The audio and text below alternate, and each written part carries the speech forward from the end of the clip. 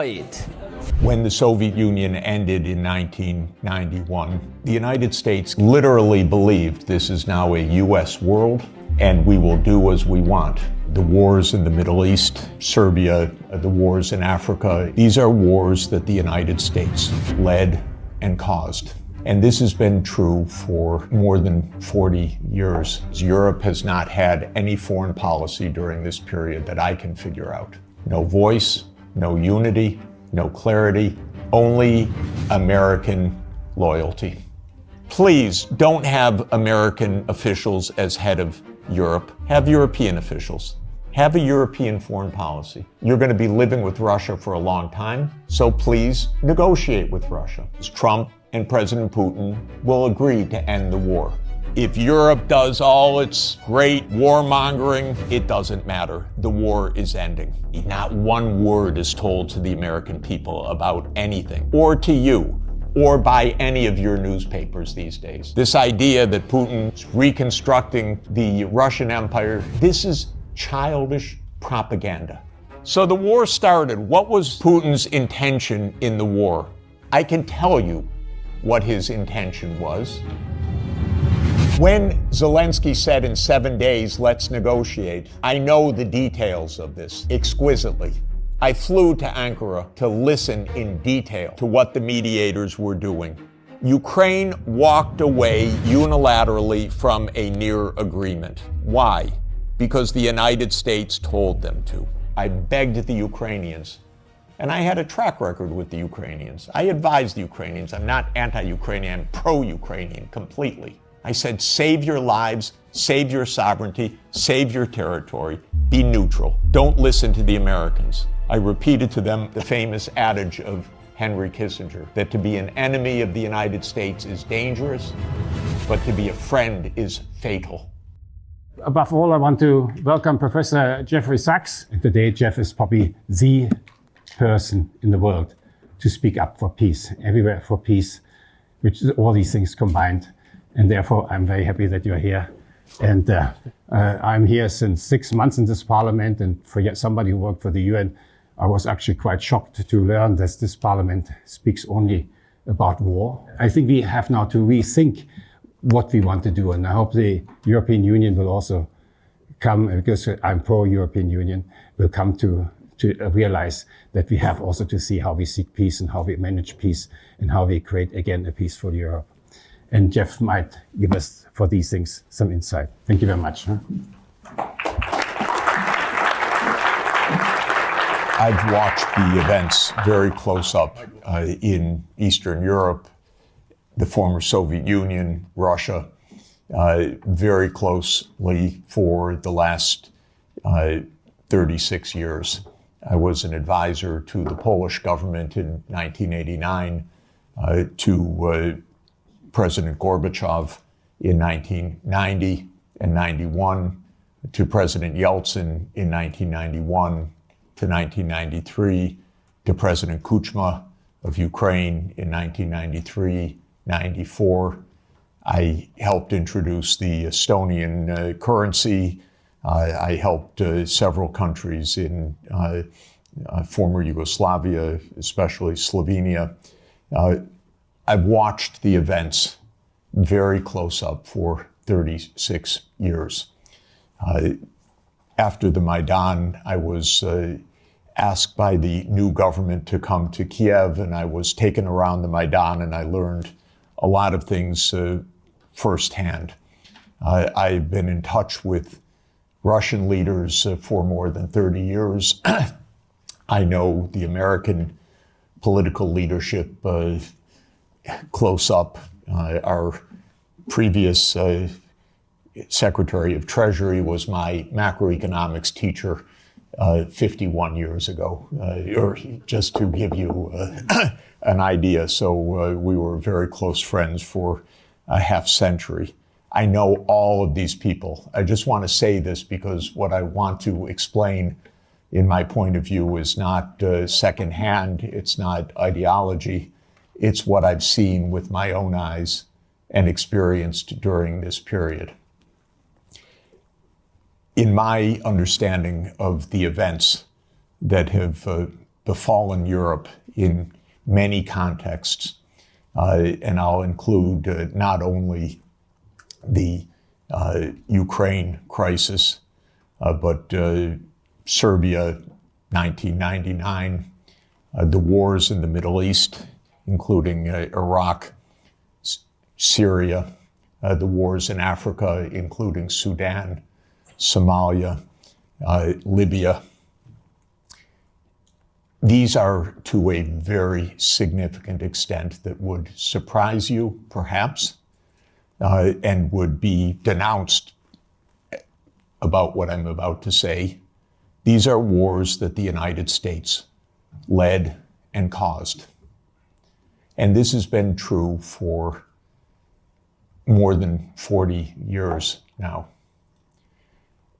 What happened, or more than 30 years, I should say, to be more precise. The United States came to the view,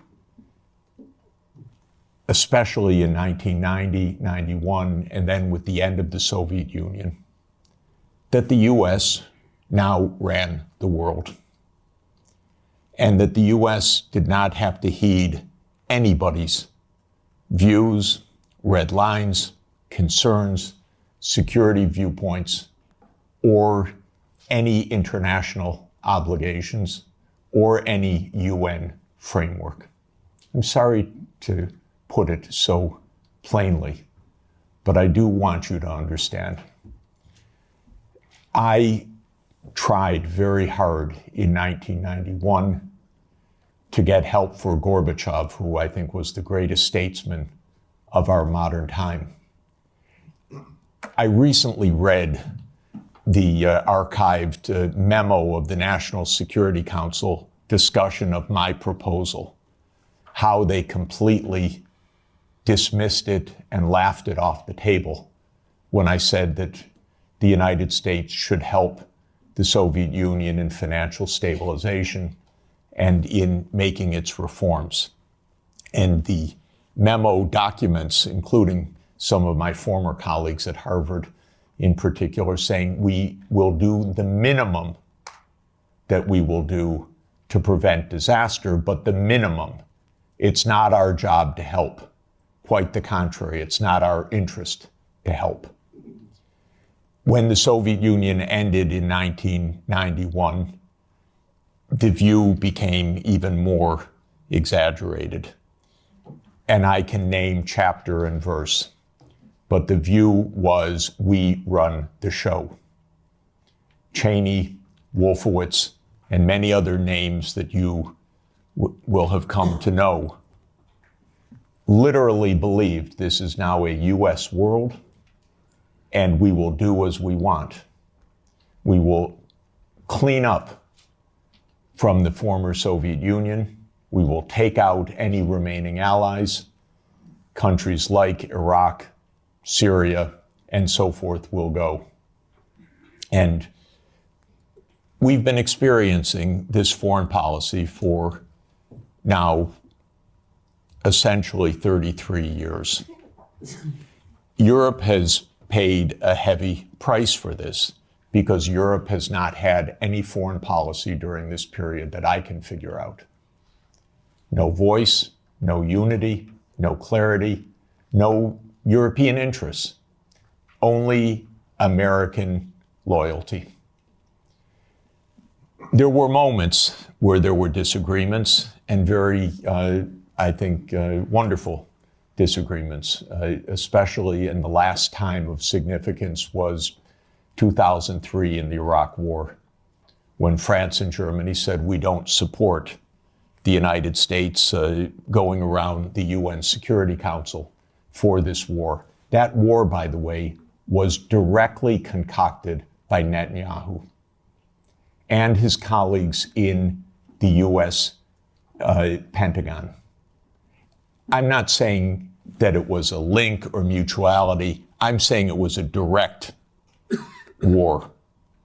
That was a war carried out for Israel. It was a war that Paul Wolfowitz and Douglas Feith coordinated with Netanyahu.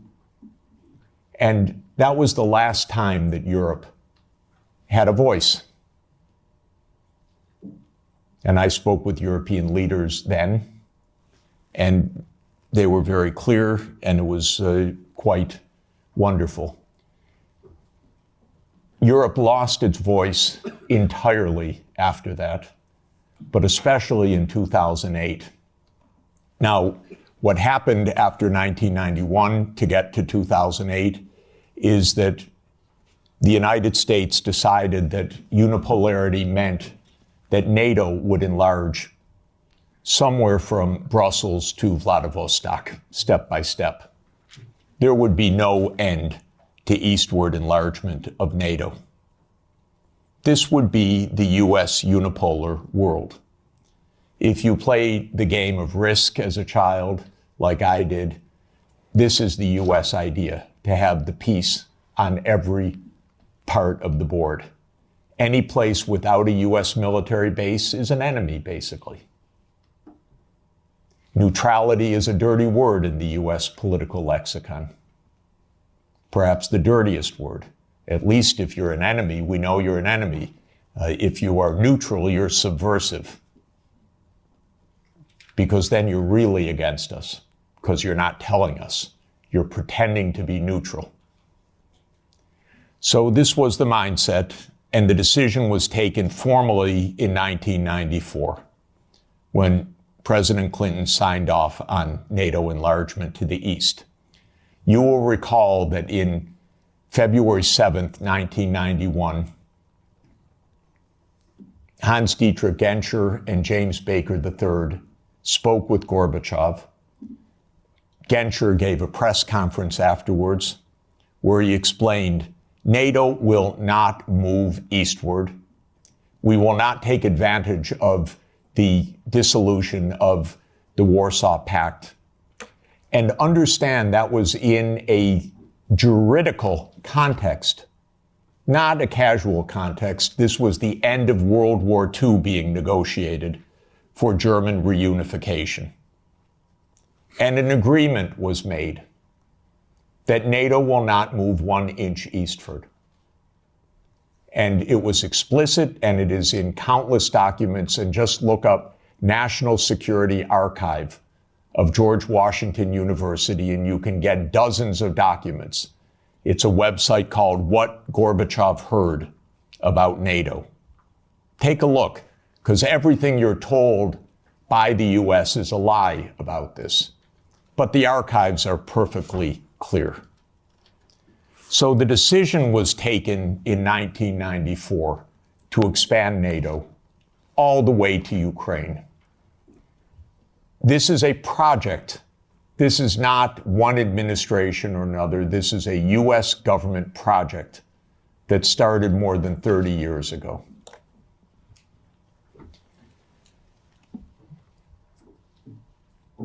In 1997, Zbigniew Brzezinski wrote The Grand Chessboard.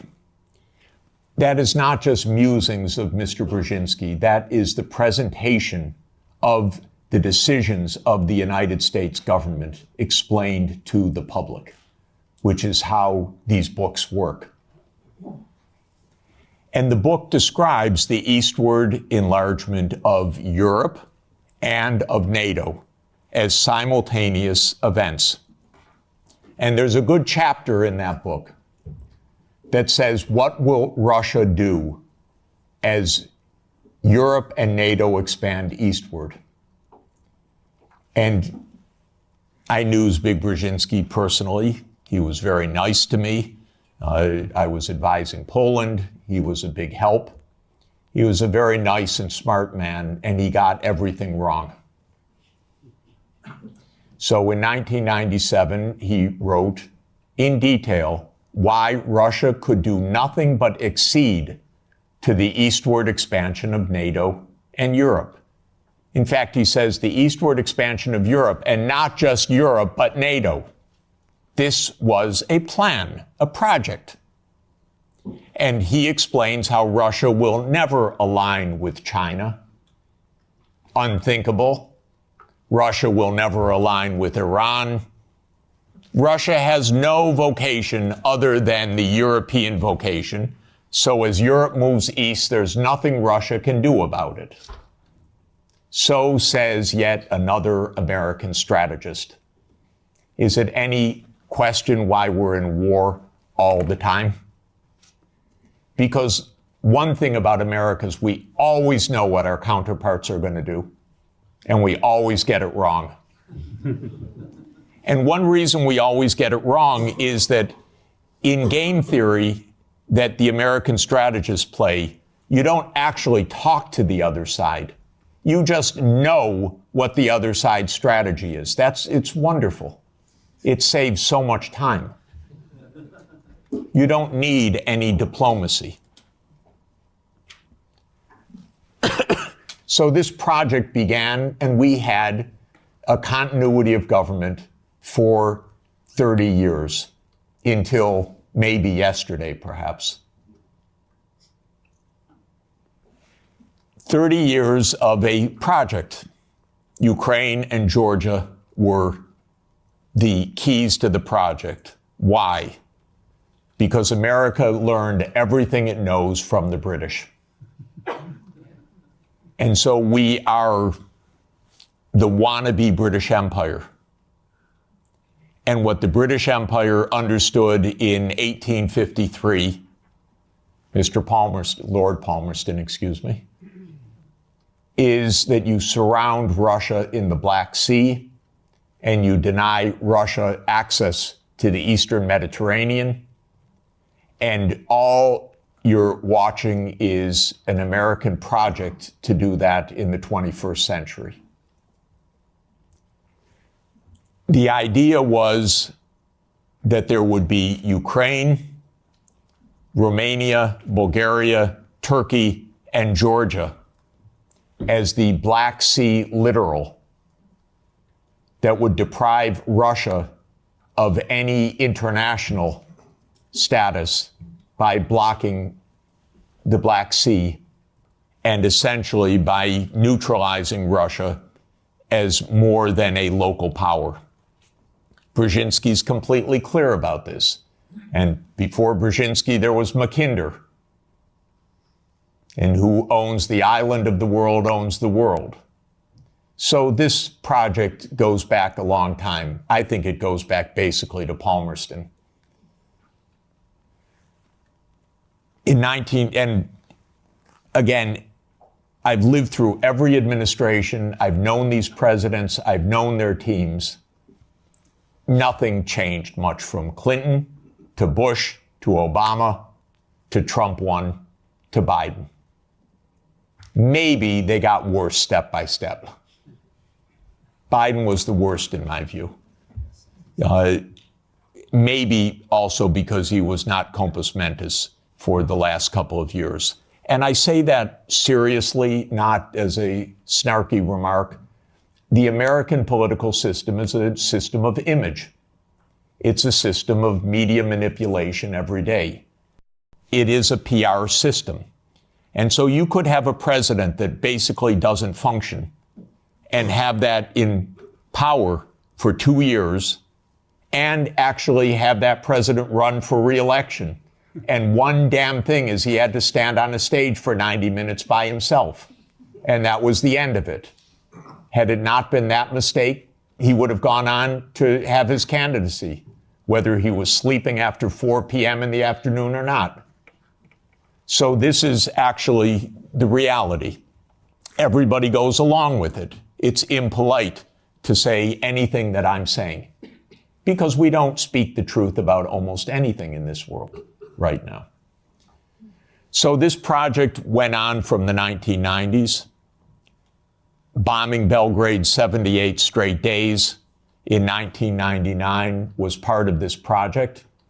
Splitting apart the country when borders are sacrosanct, aren't they indeed? Except for Kosovo. That's fine, because borders are sacrosanct except when America changes them. Sudan was another related project. The South Sudan Rebellion. Did that just happen because South Sudanese rebelled?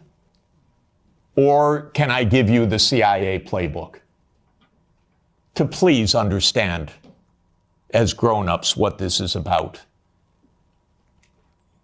Military events are costly. They require equipment, training, base camps, intelligence, finance. That comes from big powers. That doesn't come from local insurrections. South Sudan did not defeat North Sudan or Sudan in a tribal battle. It was a U.S. project. I would go often to Nairobi and meet U.S. military or senators or others with deep interests in Sudan's politics. This was part of the game of unipolarity. So the NATO enlargement, as you know, started in 1999 with Hungary, Poland, and the Czech Republic. And Russia was extremely unhappy about it. But these were countries still far from the border. And Russia protested, but of course to no avail. Then George Bush Jr. came in. When 9/11 occurred, President Putin pledged all support. And then the U.S. Decided in September 20th, 2001, that it would launch 7 wars in 5 years. And you can listen to General Wesley Clark online talk about that. He was NATO's Supreme Commander in 1999. He went to the Pentagon on September 20th, 2001. He was handed the paper explaining 7 wars. These, by the way, were Netanyahu's wars. The idea was partly to clean up old Soviet allies and partly to take out supporters of Hamas and Hezbollah. Because Netanyahu's idea was there will be one state, thank you, only one state. It will be Israel. Israel will control all of the territory.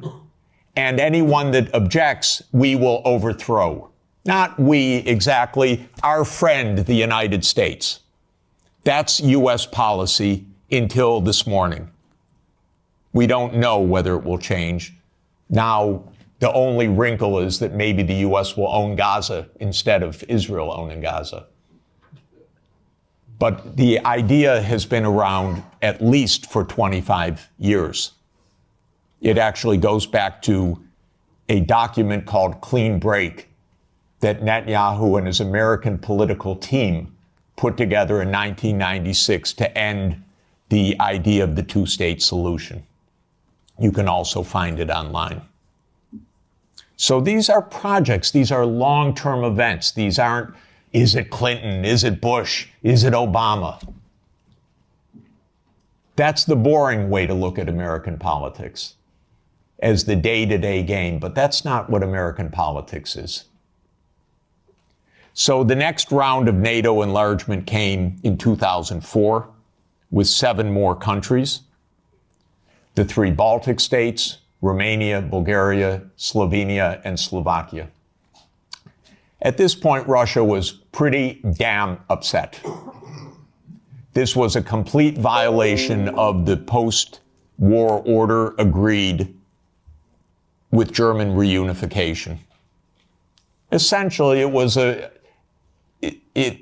a fundamental trick or defection of the U.S. from a cooperative arrangement, is what it amounted to, because they believe in unipolarity. So as everybody recalls, because we just had the Munich Security Conference last week in 2007, President Putin said, stop, enough. Enough. Stop now. And of course, what that meant was in 2008, the United States jammed down Europe's throat enlargement of NATO to Ukraine and to Georgia. This is a long-term project. I listened to Mr. Saakashvili in New York in May of 2008, and I walked out, called Sonia, and said, this man's crazy. And a month later, a war broke out. Because the United States told this guy, we saved Georgia. And he stands at the Council on Foreign Relations, says, Georgia's in the center of Europe. Well, it ain't, ladies and gentlemen. It's not in the center of Europe. And the most recent events are not helpful for Georgia, for its safety, and your MPs going there, or MEPs going there, and European politicians. That gets Georgia destroyed. That doesn't save Georgia. That gets Georgia destroyed. Completely destroyed. In 2008, as everybody knows, our former CIA director, William Burns, sent a long message back to Condoleezza Rice. Niet means niet, about expansion. This we know from Julian Assange. Because believe me, not one word is told to the American people about anything, or to you, or by any of your newspapers these days. So we have Julian Assange to thank, but we can read the memo in detail. As you know, Viktor Yanukovych was elected in 2010 on the platform of neutrality. Russia had no territorial interests or designs in Ukraine at all. I know. I was there during these years. What Russia was negotiating was a 25-year lease to 2042 for Sevastopol Naval Base. That's it. Not for Crimea, not for the Donbass, nothing like that. This idea that Putin is reconstructing the Russian Empire, this is childish propaganda. Excuse me. If anyone knows the day-to-day and year-to-year history, this is childish stuff. Childish stuff seems to work better than adult stuff. So, no designs at all. The United States decided this man must be overthrown. It's called a regime change operation. There have been about 100 of them by the United States, many in your countries, and many all over the world. That's what the CIA does for a living. Okay? Please know it. It's a very unusual kind of foreign policy. But in America, if you don't like the other side, you don't negotiate with them, you try to overthrow them. Preferably covertly. If it doesn't work covertly, you do it overtly. You always say it's not our fault. They're the aggressor. They're the other side. They're Hitler. That comes up every 2 or 3 years. Whether it's Saddam Hussein, whether it's Assad, whether it's Putin, that's very convenient.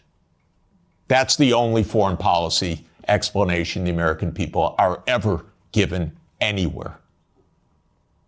Well, we're facing Munich 1938. Well, we're facing Munich 1938. Can't talk to the other side. They're evil, implacable foes.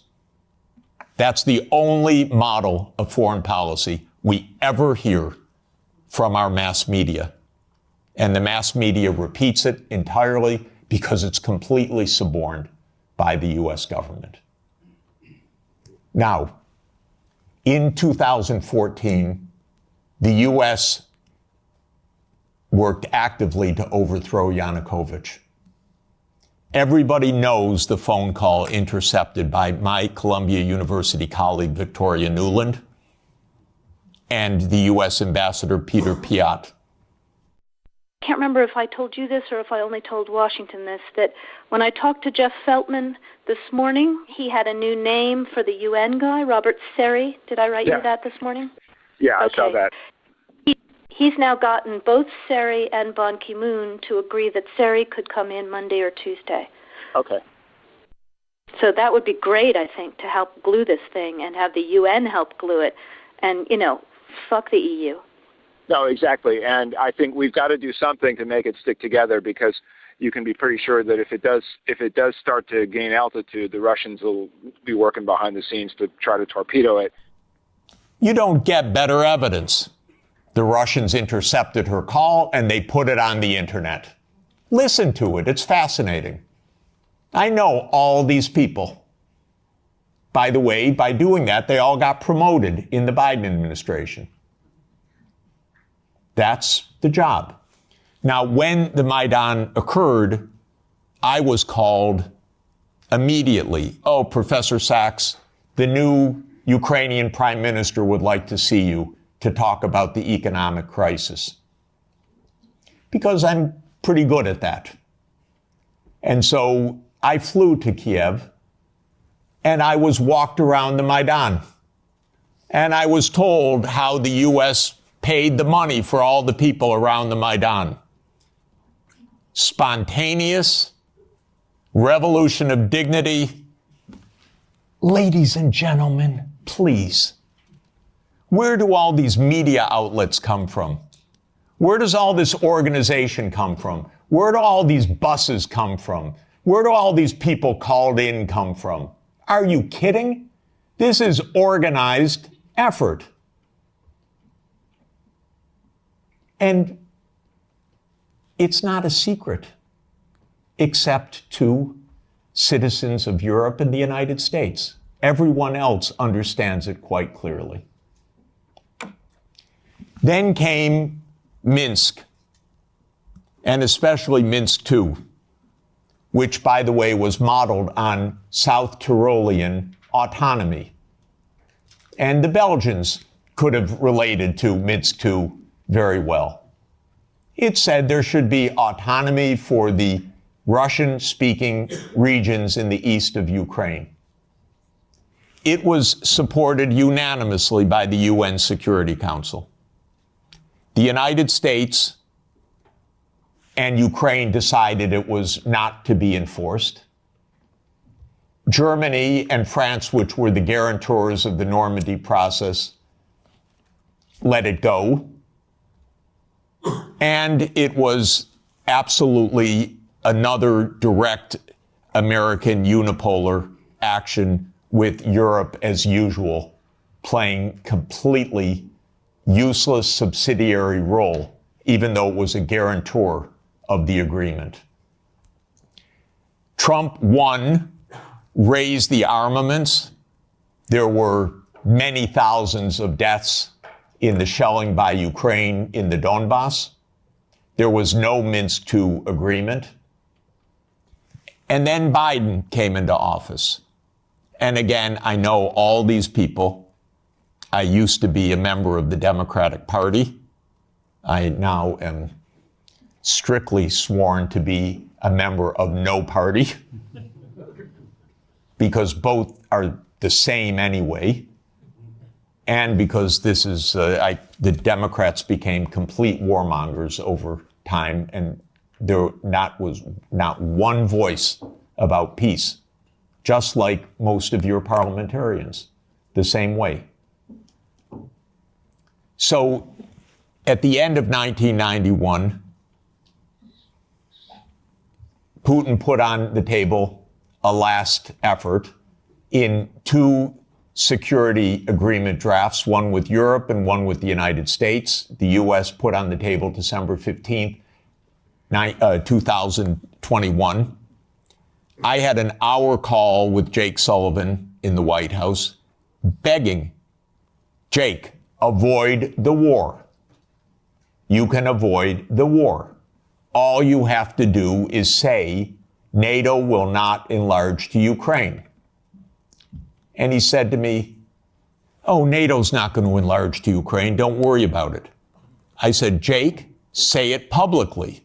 No, we can't say it publicly. I said, Jake, you're going to have a war over something that isn't even going to happen? He said, don't worry, Jeff, there will be no war. These are not very bright people. I'm telling you, if I can give you my honest view, they're not very bright people. And I've dealt with them for more than 40 years. They talk to themselves. They don't talk to anybody else. They play game theory. In non-cooperative game theory, you don't talk to the other side. You just make your strategy. This is the essence of game theory. It's not negotiation theory. It's not peacemaking theory. It is unilateral, non-cooperative theory, if you know formal game theory. That's what they play. It started at the Rand Corporation. That's what they still play. In 2019, there's a paper by Rand, How Do We Extend Russia? Do you know they wrote a paper, which Biden followed, How Do We Annoy Russia? That's literally the strategy. How do we annoy Russia? We're trying to provoke it, trying to make it break apart, maybe have regime change, maybe have unrest, maybe have economic crisis. That's what you call your ally. Are you kidding? So I had a long and frustrating phone call with Sullivan. I was standing out in the freezing cold. I happened to be trying to have a ski day. And there I was, Jake, don't have the war. Oh, there'll be no war, Jeff.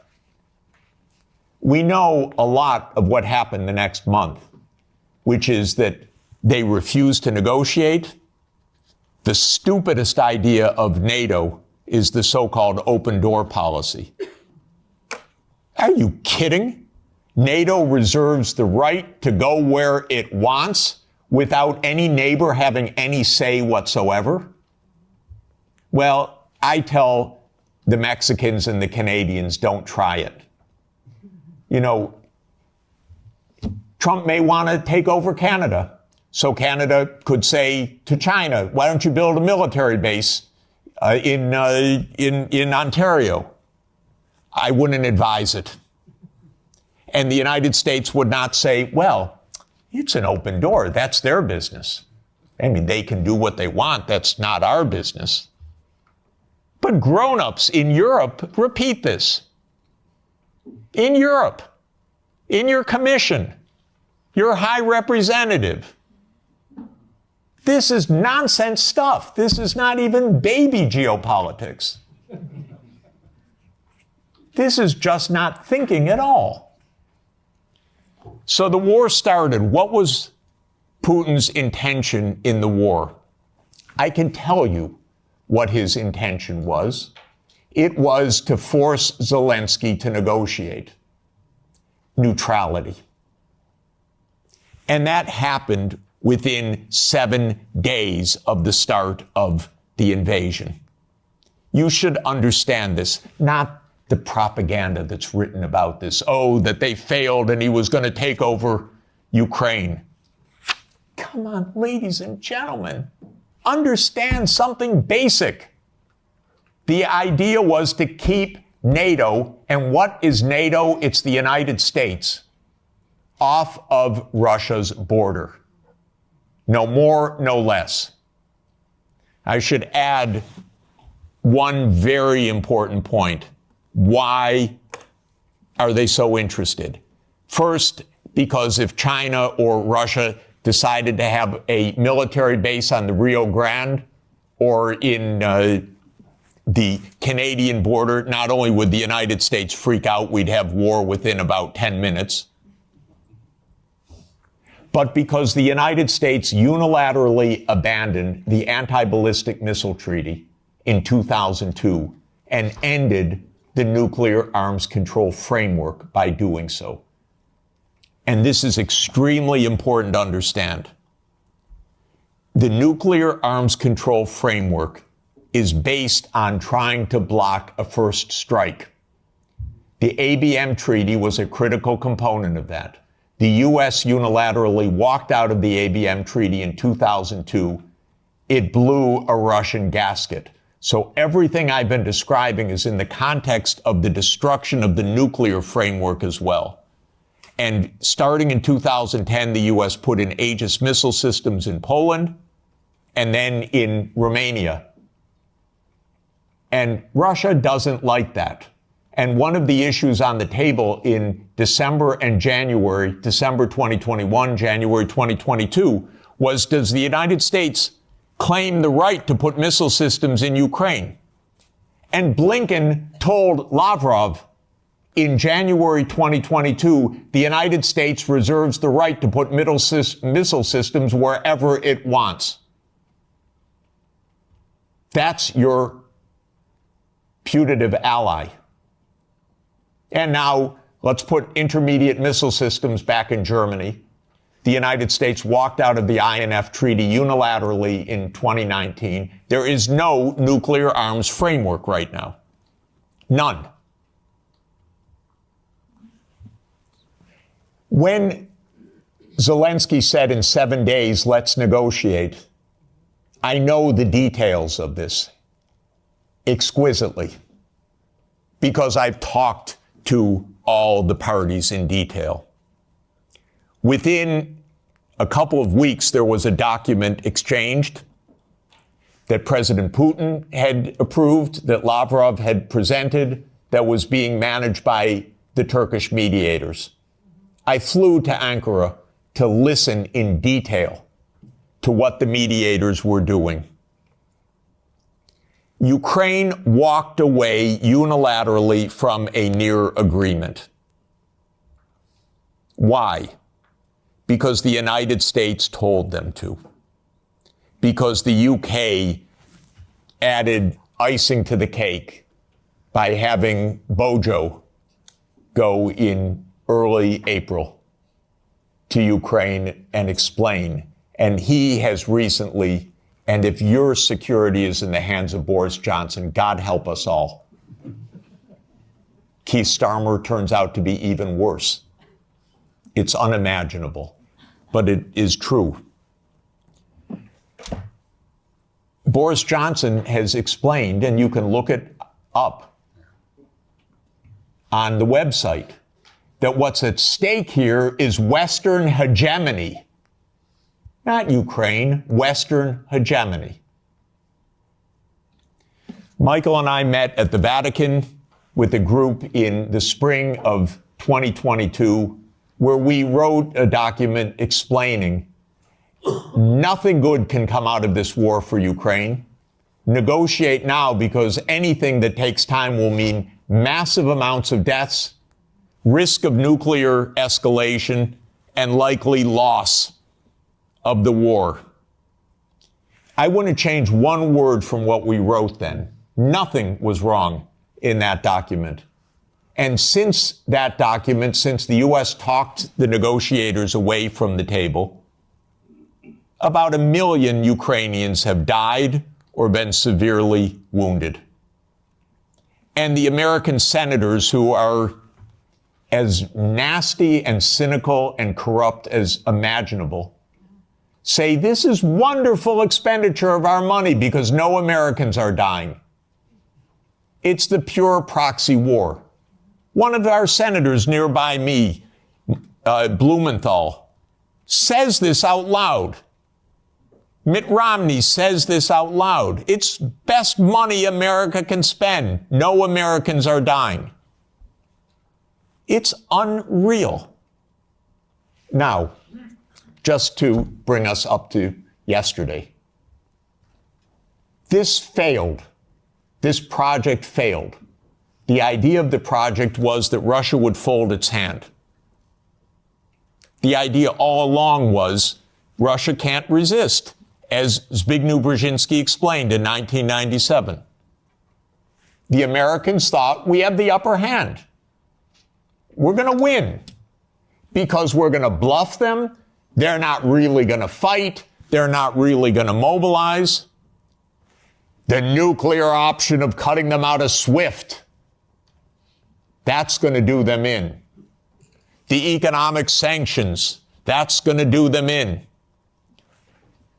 The HIMARS, that's going to do them in. The ATACMS, the F-16s. Honestly, I've listened to this for 70 years. I've listened to it as semi-understanding, I'd say, for about 56 years. They speak nonsense every day. My country, my government. This is so familiar to me, completely familiar. I begged the Ukrainians, and I had a track record with the Ukrainians. I advised the Ukrainians. I'm not anti-Ukrainian, I'm pro-Ukrainian completely. I said, save your lives, save your sovereignty, save your territory, be neutral. Don't listen to the Americans. I repeated to them the famous adage of Henry Kissinger, that to be an enemy of the United States is dangerous, but to be a friend is fatal. Okay, so let me repeat that for Europe. To be an enemy of the United States is dangerous, but to be a friend is fatal. So let me now finalize a few words about Trump.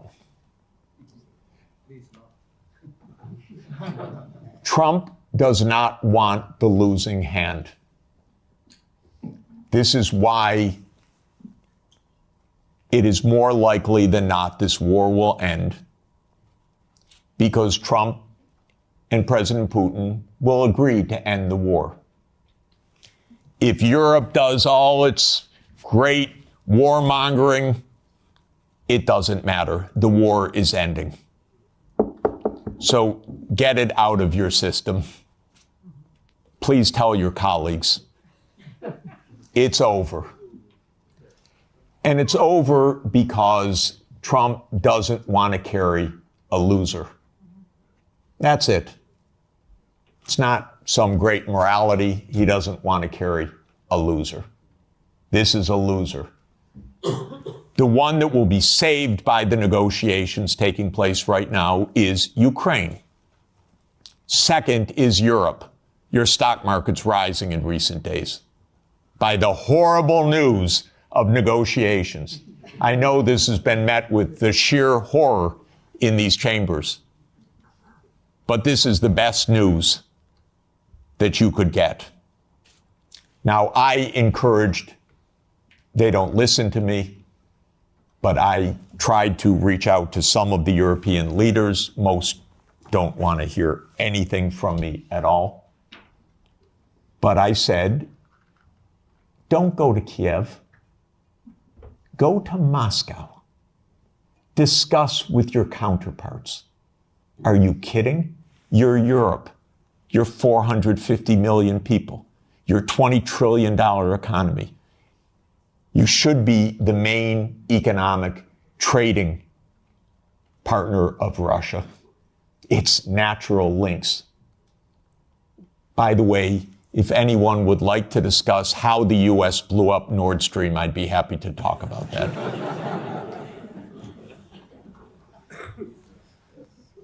So the Trump administration is imperialist at heart.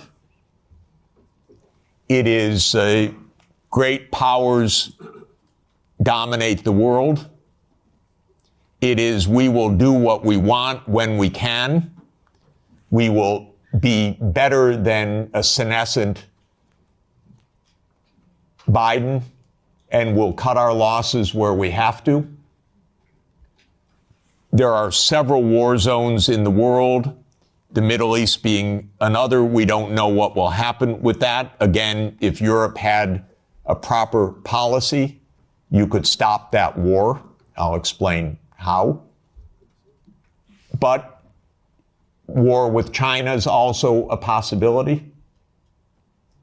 So I'm not saying that we're at the new age of peace, but we are in a very different kind of politics right now.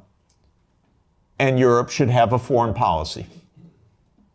And not just a foreign policy of Russophobia, a foreign policy that is a realistic foreign policy that understands Russia's situation, that understands Europe's situation, that understands what America is and what it stands for, that tries to avoid Europe being invaded by the United States, because it's not impossible that America will just land troops in Danish territory. I'm not joking. And I don't think they're joking. And Europe needs a foreign policy, a real one. Not a, yes, we'll bargain with Mr. Trump and meet him halfway. You know what that will be like? Give me a call afterwards. Please don't have American officials as head of Europe. Have European officials. Please. have a European foreign policy. You're going to be living with Russia for a long time, so please negotiate with Russia. There are real security issues on the table. But the bombast and the Russophobia is not serving your security at all. It's not serving Ukraine's security at all. It contributed to 1 million casualties in Ukraine from this idiotic American adventure that you signed on to and then became the lead cheerleaders of. Solves nothing. On the Middle East, by the way, the U.S. completely handed over foreign policy to Netanyahu 30 years ago. The Israel lobby dominates American politics. Just have no doubt about it. I could explain for hours how it works. It's very dangerous. I'm hoping that Trump will not destroy his administration and worse, the Palestinian people, because of Netanyahu, who I regard as a war criminal, properly indicted by the ICC, and that needs to be told no more, that there will be a state of Palestine on the borders of the 4th of June, 1967, according to international law, as the only way for peace. It's the only way for Europe to have peace on your borders with the Middle East, is the two-state solution. There is only one obstacle to it, by the way, and that is the veto of the United States in the UN Security Council. So if you want to have some influence, tell the United States, drop the veto. You are together with 180 countries in the world. The only ones that oppose a Palestinian state are the United States, Israel, Micronesia, Nauru, Palau, Papua New Guinea, Mr. Malay, and Paraguay. So this is a place where Europe could have a big influence. Europe has gone silent about the JCPOA and Iran.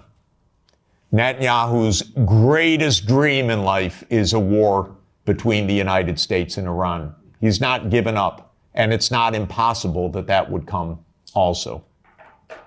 And that's because the U.S. in this regard does not have an independent foreign policy. It is run by Israel. It's tragic. It's amazing, by the way. And it could end. Trump may say that he wants foreign policy back. Maybe. I'm hoping that it's the case. Finally, let me just say with respect to China, China is not an enemy. China is just a success story. That's why it is viewed by the United States as an enemy, because China is a bigger economy than the United States. That's all.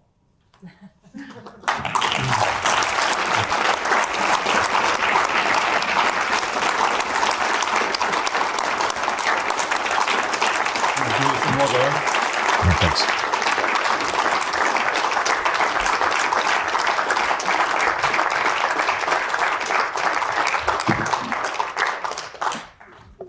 Very well. Now, questions. Please don't make any statements. Just make questions, because we are too many and we don't have all that much time. So where do I start? I start with on the left side. I have a preference to the left, as you know. You come all. Yeah, go ahead. Thank you, Jeffrey Sachs. From the Czech Republic, we are glad we have you here. We have a problem. We were cursed by a witch who told mug the EU, and the EU is mugged. So it won't be improved until 2029. But what we, the Central Europeans, should do in the meantime, especially if the Germans don't happen to vote for Sarah Wagenknecht enough, are we supposed to create some kind of neutrality for the Central Europe, or what would you suggest us to do? Yeah. So, first of all my grandchildren are Czech, I want you to know. And Sonia is Czech-born and Czech citizen, so we're very proud. I'm the trailing spouse in this, but I'm a Czech wannabe.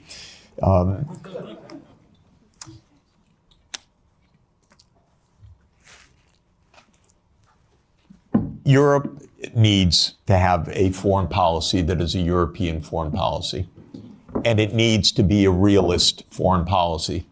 Realist is not hate. Realist is actually trying to understand both sides and to negotiate. There are two kinds of realists, defensive realists and offensive realists. My dear friend John Mearsheimer, who is the offensive realist, we're very close friends and I love him, but I believe more than he does, you talk to the other side and you find a way to make an understanding. And so basically, Russia is not going to invade Europe. This is the fundamental point. It may get up to the Dnieper River. It's not going to invade Europe. But there are real issues. The main issue for Russia was the United States, because Russia, as a major power and the largest nuclear power in the world, was profoundly concerned about U.S. unipolarity from the beginning. Now that this is seemingly, possibly ending, Europe has to open negotiations directly with Russia as well, because the United States will quickly lose interest, and you're going to be living with Russia for the next thousands of years. Okay? So what do you want? You want to make sure that the Baltic states are secure. The best thing for the Baltic states is to stop their Russophobia.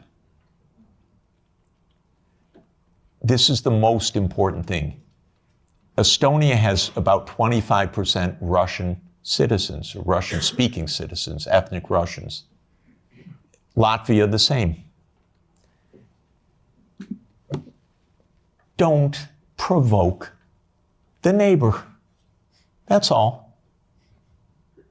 This is not hard. It really isn't hard. And again, I want to explain my point of view. I have helped these countries, the ones I'm talking about, trying to advise. I'm not their enemy. I'm not Putin's puppet. I'm not Putin's apologist. I worked in Estonia. They gave me, I think it's the second highest civilian honor that a president of Estonia can bestow on a non-national, because I designed their currency system for them in 1992. So I'm giving them advice. Do not stand there, Estonia, and say, we want to break up Russia. Are you kidding? Don't. This is not how to survive in this world. You survive with mutual respect, actually. You survive in negotiation. You survive in discussion. You don't outlaw the Russian language. Not a good idea when 25% of your population has a first language of Russian. It's not right even if there weren't a giant on the border. It wouldn't be the right thing to do. You'd have it as an official language. You'd have a language of in lower school. You wouldn't antagonize the Russian Orthodox Church. So basically, we need to behave like grown-ups. And when I constantly say that they're acting like children, Sonia always says to me, that's unfair to children. Because this is worse than children. We have a 6-year-old granddaughter and a 3-year-old grandson. And they actually make up with their friends. And we don't tell them, go, just ridicule them tomorrow and every day. We say, go, give them a hug and go play. And they do. This is not hard. By the way, well, anyway, I won't belabor the point. Thank you. So, elect a new government. No, I shouldn't say that. First. You have to be democratic. All I should say is change, Otherwise I have change policy. I don't want to have a political leaning here. Yeah. Maybe a lady. And Does that work? Yeah. Hi, my name's Ciara. I'm a reporter with the Brussels Times. Thank you for the fascinating talk, Jeffrey. I just wanted to ask you about Trump's statements about wanting NATO members to increase their spending by 5%. And we're now seeing lots of countries scrambling to prove that they're going to do that, including Belgium. And given that Belgium is also the NATO headquarters, I wanted to ask you what would be the appropriate response to those statements by NATO members? Thanks. Great, thank you. We don't see exactly eye to eye on this question, so let me give you my own view. My first recommendation, with all respect to Brussels, is move the NATO headquarters somewhere else. I mean it seriously, because one of the worst parts of European policy right now is a complete confusion of Europe and NATO. These are completely different, but they became exactly the same. Europe is much better than NATO. In my opinion, NATO isn't even needed anymore. I would have ended it in 1991. But because the US viewed it as an instrument of hegemony, not as a defense against Russia, it continued afterwards. But the confusion of NATO and Europe is deadly, because expanding Europe meant expanding NATO, period. And these should have been completely different things. So this is the first point. My own view, again, with all respect to Michael, we only had a brief conversation about it, is that Europe basically should have its own foreign policy and its own military security, its own strategic autonomy, so-called. And it should. I'm in favor of that. I would disband NATO, and maybe Trump is going to do it anyway. Maybe Trump's going to invade Greenland. Who knows? Then you're really going to find out what NATO means. So I do think that Europe should invest in its security. 5% is outlandish, ridiculous, absurd, completely absurd. No one needs to spend anything like that amount. 2 to 3% of GDP, probably under the current circumstances. What I would do, by the way, is buy European production. Because actually, strangely, weirdly, unfortunately in this world, and it's a truism, but it's unfortunate, so I'm not championing it, a lot of technological innovation spins off from the military sector because governments invest in the military sector. So Trump is an arms salesman. You understand that. He's selling American arms. He is selling American technology. Vance told you a few days ago, don't even think about having your own AI technology. So please understand that this increase of spending is for the United States, not for you. And in this sense, I'm completely against that approach. But I would not be against an approach of Europe spending 2 to 3% of GDP for a unified European security structure, and invested in Europe and European technology, and not having the United States dictate the use of European technology. It's so interesting.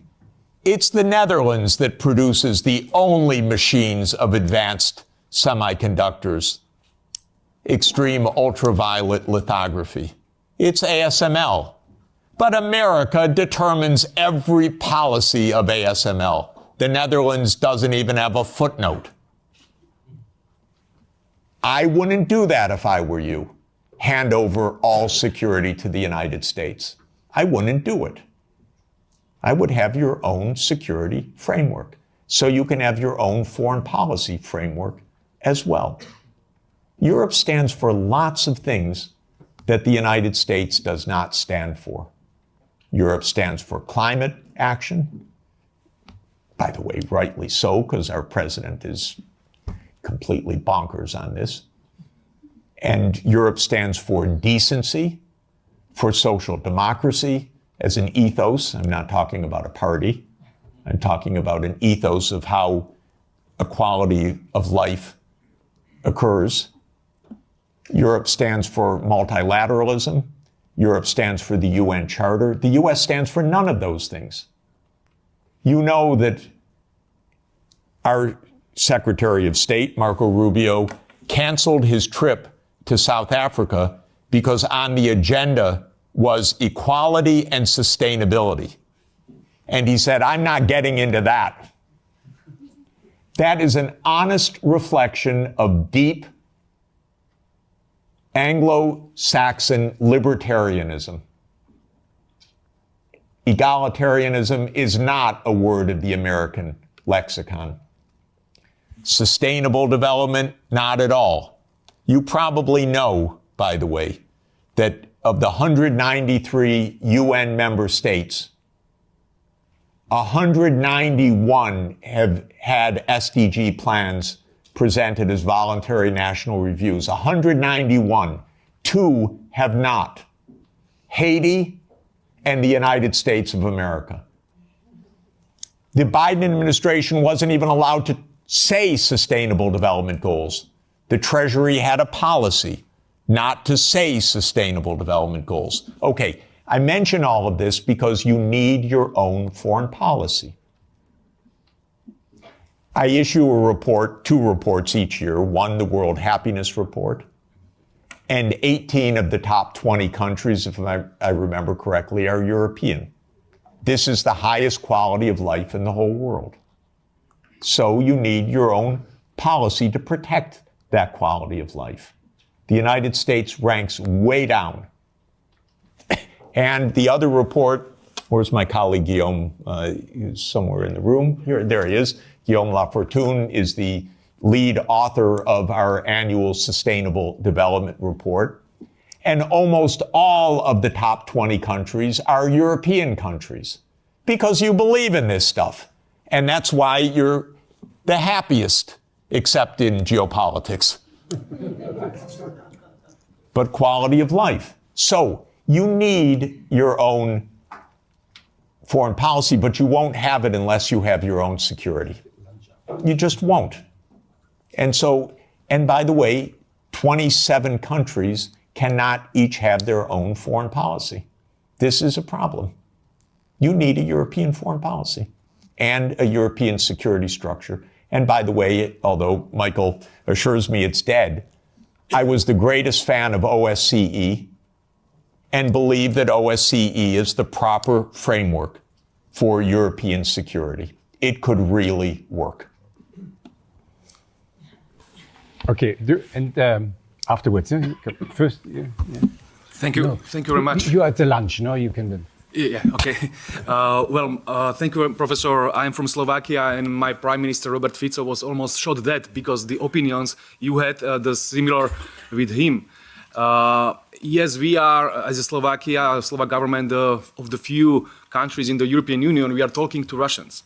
2 months ago, I was talking with Mr. Medvedev.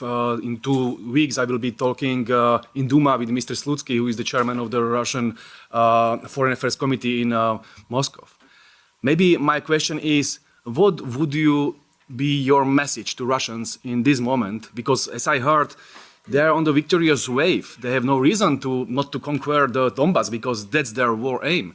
And what can Trump can offer to them to stop the war immediately? What would be the message for Russians from your side? Thank you very much.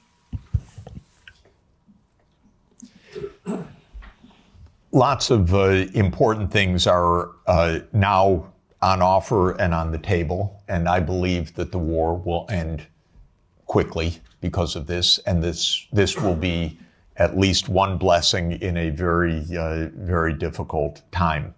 Exactly what the settlement will be, I think, is now only a question of the territorial issues. And that is whether it is the complete 4 oblasts, including all of Kherson and Zaporizhia, or whether it is on the contact line, and how all of this will be negotiated.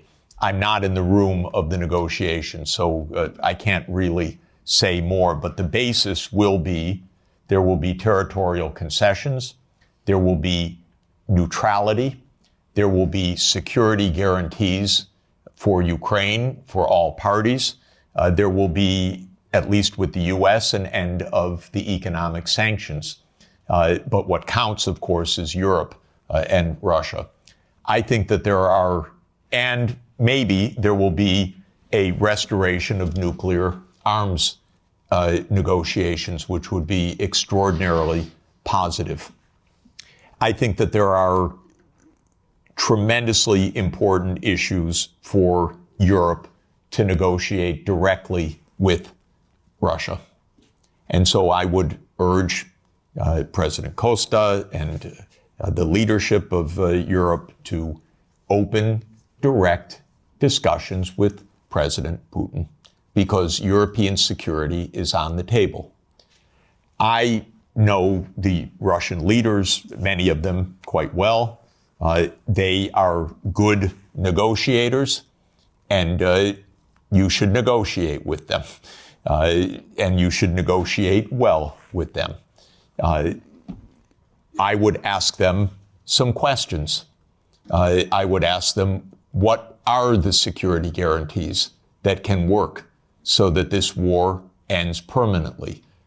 What are the security guarantees for the Baltic states? What should be done? Part of the process of negotiation is actually to ask the other side about your concerns, not just to know what they know as you think is true, but actually to ask, we have a real problem. We have a real worry. What are the guarantees? Well, I want to know the answers also. By the way, I know Minister Lavrov, for 30 years. I regard him as a brilliant foreign minister.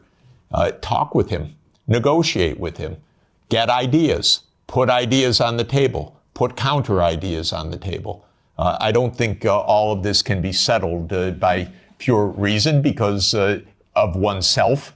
You settle wars by negotiating and understanding what are the real issues, and you don't call the other side a liar when they express their issues. You work out what the implications of that are for the mutual benefit of peace.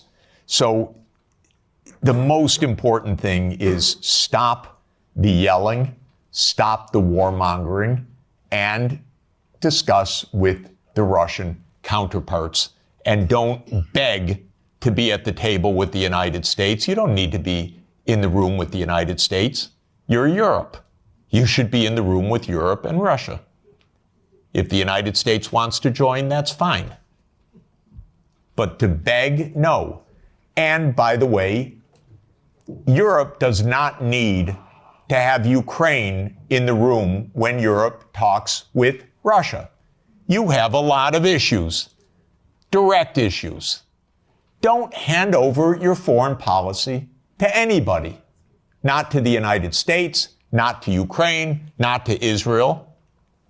Keep a European foreign policy. This is the basic idea. Okay. You have one more.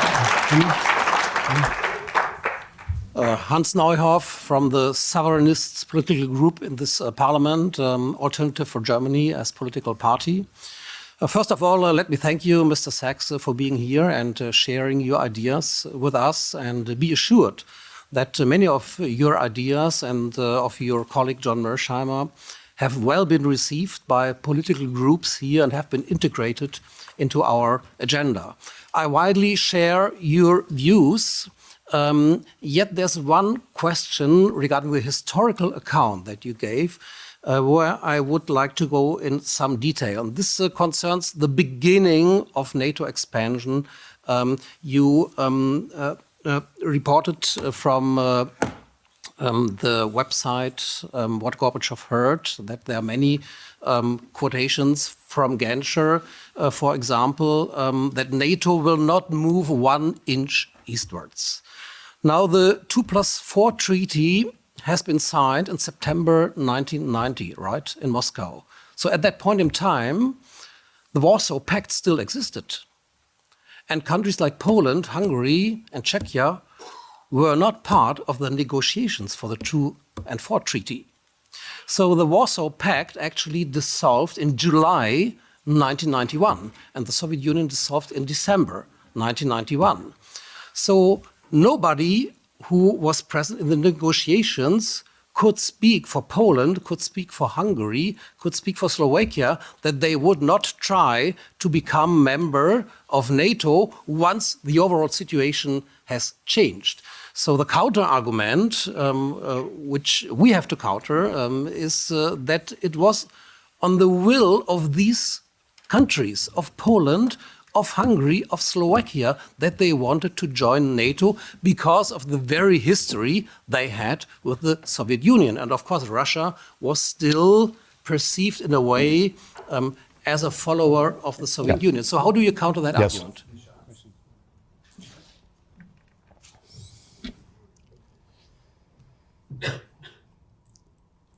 I have no doubt of why Hungary, Poland, Czech Republic, Slovakia wanted to join NATO.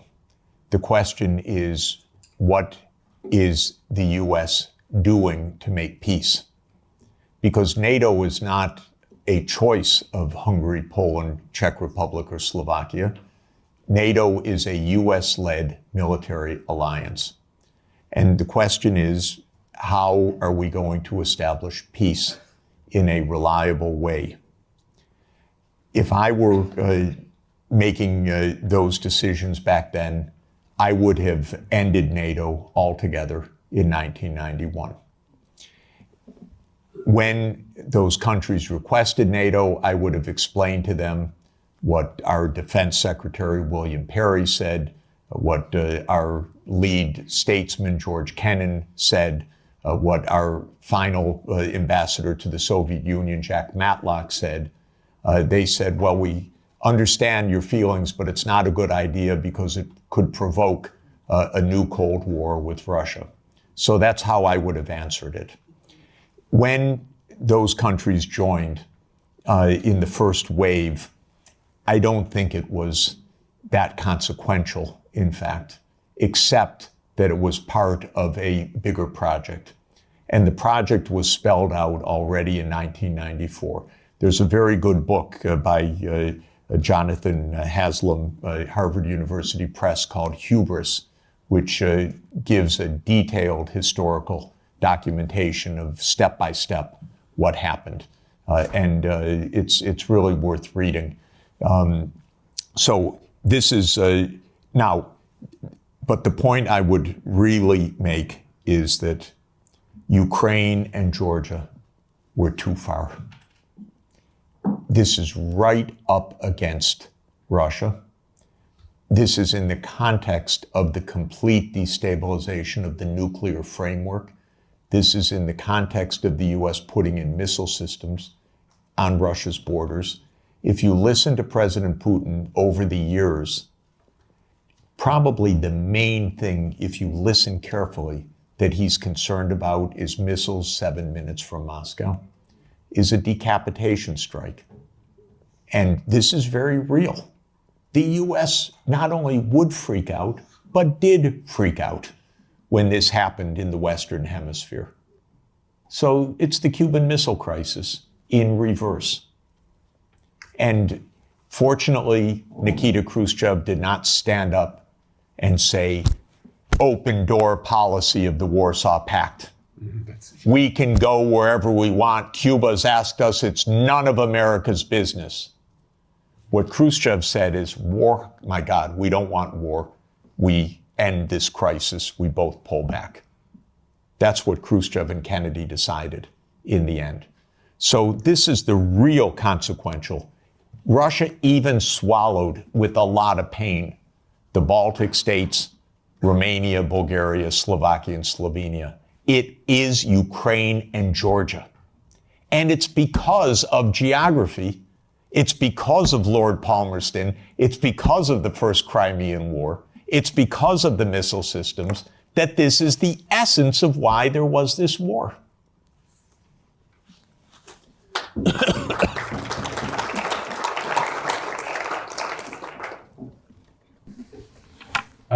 Yeah. Is there anybody else? Because then we maybe close. What, you want to be the last one? Oh, no, I see. Which one? Oh. Can we still continue? Sure, okay? sure. Yeah. No, you come for the lunch. I don't take you. Thank you very much, Professor Sachs, for coming. Here. You've mentioned that the European Union needs to formulate its own foreign policy. In the past, the German-Franco alliance was a big driver for those policies. Now with the Ukraine war, arguably that received a crack. Do you think that in the future, when the European Union is going to formulate its new foreign policy, that they are going to be again in the front seat, or should it be other countries or other blocs trying to make that change? Thank you very much. Oh, it's hard. It's hard because, of course, you don't yet have a constitution for Europe which really underpins a European foreign policy. And it can't be by unanimity. There has to be a structure in which Europe can speak as Europe, even with some dissent, but with a European policy. I don't want to oversimplify how to get there exactly, but even with the structures you have, you could do a lot better with negotiating directly. The first rule is your diplomats should be diplomats, not secretaries of war.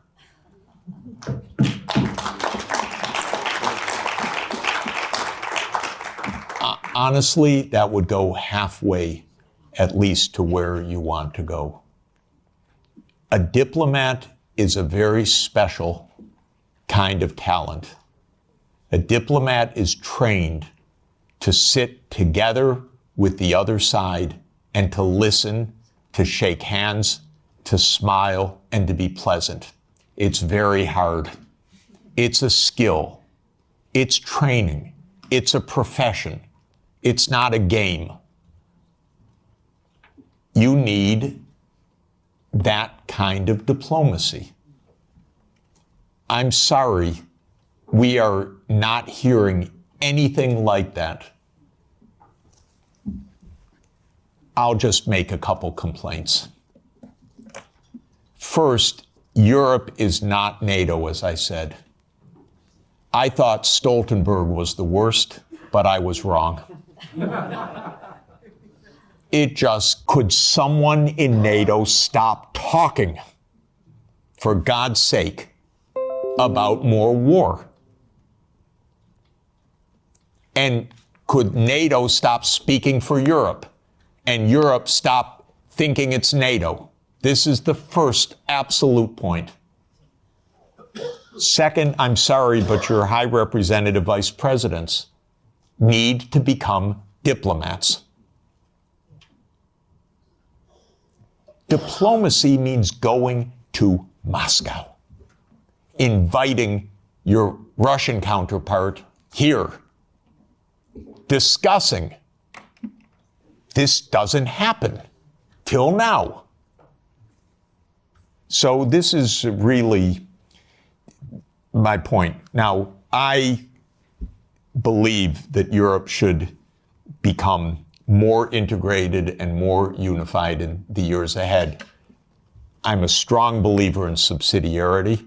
So we were discussing, I don't think housing policy is really Europe's main issue.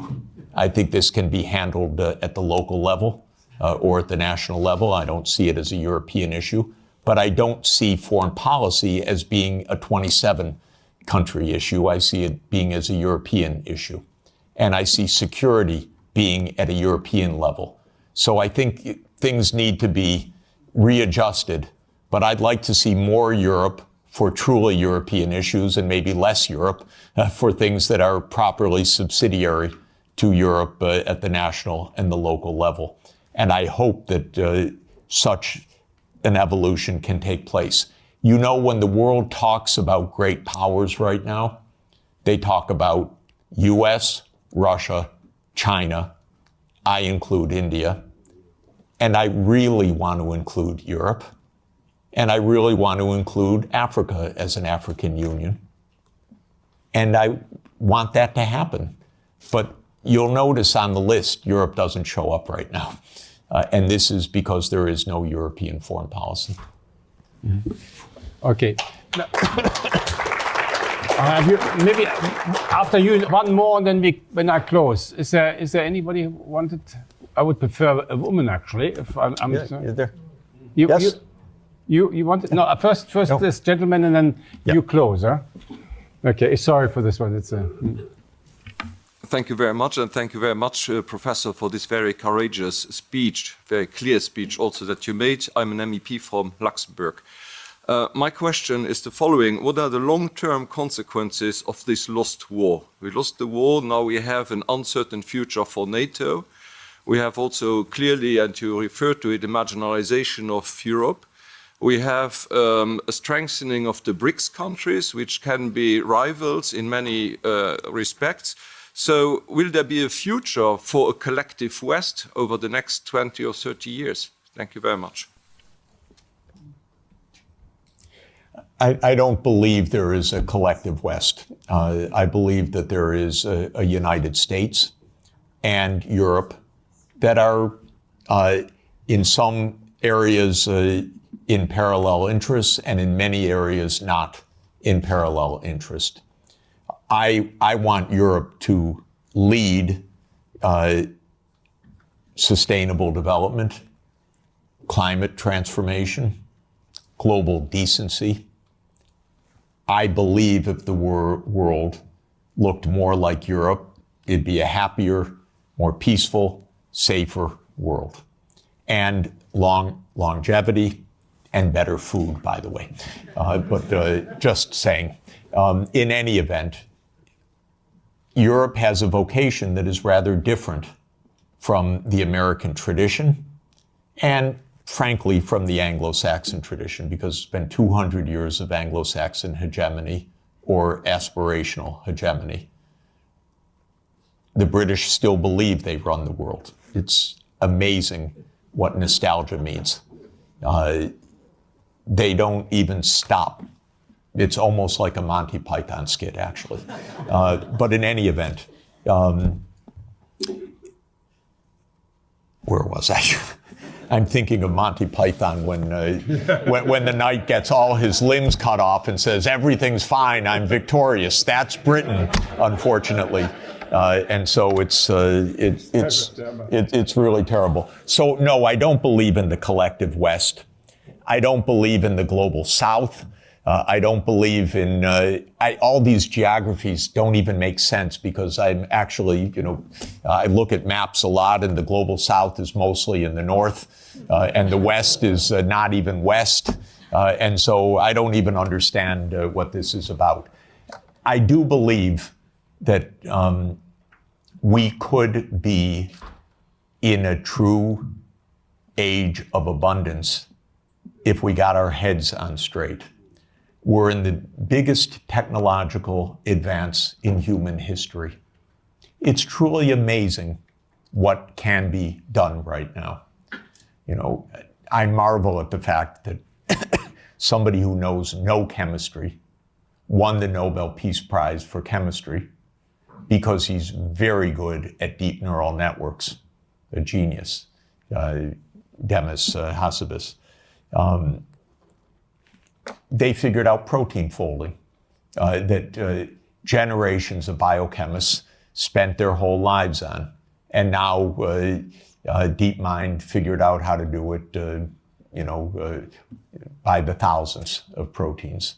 We have friends that spent their entire life on one protein, brilliant friends. And now what we can do. So if actually, and same with renewable energy, as everybody knows, the price has come down by more than 2 orders of magnitude, the costs. We could transform the planet, we could protect the climate system, we could protect biodiversity, we could ensure every child gets a good education, we could do so many wonderful things right now. And so what do we need to do that? In my view, we need peace, most importantly. And my basic point is there are no deep reasons for conflict anywhere. As every conflict I study is just a mistake. It's not, we are not struggling for Lebensraum. That idea that came from Malthus and that became a Nazi idea was always a wrong idea.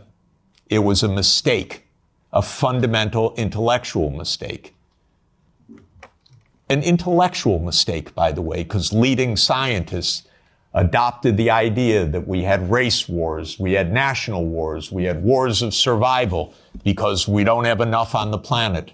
As an economist, I can tell you, we have plenty on the planet for everybody's development. Plenty. We're not in a conflict with China. We're not in a conflict with Russia. If we calm down, if you ask about the long term is very good, thank you. The long term, if we don't blow ourselves up, is very good. And so this is what we should aim for. A positive shared vision under international law. Because of our technology, things operate at a regional scale now. It used to be, it was villages, then it was small areas, then it was unification of countries. Now it's regional. That's not just because regions are wonderful, it's because the underlying technological realities say Europe should be an integrated area by transport, by fast rail, by digital, and so there's Europe. The politics follows the technological realities to a very important extent. We're in a world of regions now. So Europe should be Europe with subsidiarity. Don't lose all of the wonderful, wonderful national and local elements. But Europe should be Europe. So the good side is, I want Europe to have diplomacy, for example, with ASEAN. I spend a lot of time with the ASEAN countries. If the EU Green Deal, wonderful idea. I said many years ago, okay, to the ASEAN leaders, make an ASEAN Green Deal, and then talk with the Europeans so that you have this wonderful relationship, trade, investment, technology. So last year they announced an ASEAN Green Deal. What did Europe do about it? Nothing. It said, sorry, we're in the Ukraine war, thank you. No interest. So this is my point. The prospects are very positive if we construct the peace.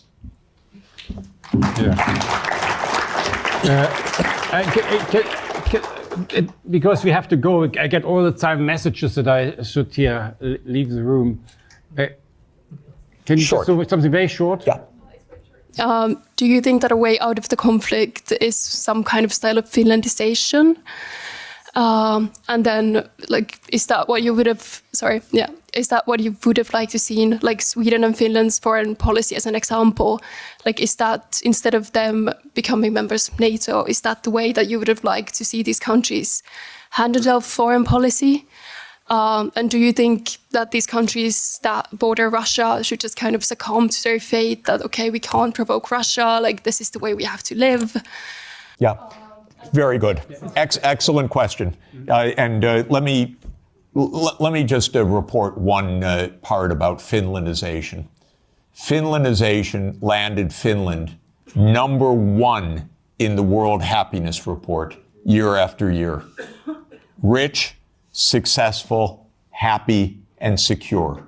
That's pre-NATO. So Finlandization was a wonderful thing. #1 in the world. When Sweden and Finland and Austria were neutral. Bravo. Smart. When Ukraine was neutral, smart. If you have two superpowers, keep them apart a little bit. You don't have to be right with your nose up against each other, especially if one of them, the US, is pushing its nose into the other one. And so Finlandization, to my mind, has a very positive connotation. So does Austrianization. Austria, in 1955, signed its neutrality. The Soviet army left. And Austria is a wonderful place, by the way. Absolutely wonderful. And so this is basic how to avoid conflict. If the United States had any sense at all, it would have left these countries as a neutral space in between the US military and Russia. But that's where the US lost it. Okay. Thank you very much. Let me... I just want to end with an appeal. I think we both agree that we will have the war will end within a month or two. And that means the fighting will end. It doesn't mean that we will have peace in Europe. The peace in Europe, that has to be done by us, by Europeans, not by a president from the United States. We have to create this peace, and that is Europe, which includes, of course, Belarus, Russia, and all these other countries. So we have to do something. And we are here at Parliament. As a parliamentarians, we represent people. We are the only democratically legitimate institution in the European Union. Maybe we should have become all a little bit more proactive in trying to move this peace process forwards across party lines. I don't know how many parties here really are, but that we can talk to each other without saying, you're from this party, you're from this party. I think we really have to concentrate. If here we could not take more initiative from the Parliament vis-à-vis the Commission and saying, we are presenting the people, not you. We are presenting the people. And these people in Europe want peace, and that's what we should go. So maybe this is the beginning of one. We will make every month, I will organize with my colleagues the same thing here about different topics, which were all around it. And we hope that this one we get a discussion that is different what we have in the plenum, where we basically don't have a discussion, but that we have a discussion and also across the party, and invite also people from other political parties. We don't bite anybody. Let's discuss it. In the end, we all want the same peace for the next generation. And I have plenty of children and grandchildren, you too. And that's what we need. Okay, thank you very much, Professor Sachs.